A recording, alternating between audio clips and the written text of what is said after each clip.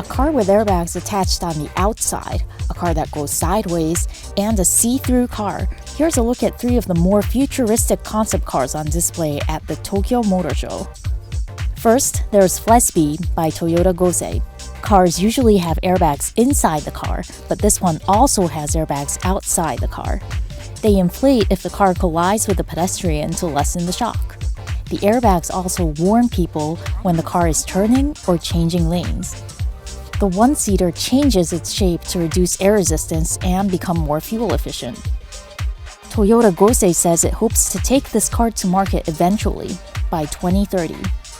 Second, Honda's Wanderson. This is an autonomous driving car powered by electricity. The two-seater car can move forward, backward, sideways, and even diagonally to navigate Japan's narrow streets. Honda says it could be used by sightseeing tourists or elderly people going for a quick shopping trip. Third, Kikai by Toyota. Kikai means machine in Japanese. The driver sits in the center and can see tires and suspensions through small windows at the bottom. By showing what is usually hidden, Toyota says it wants drivers to find the mechanical beauty of the car. Mind you that these are concept cars. Many of them may never make it to market.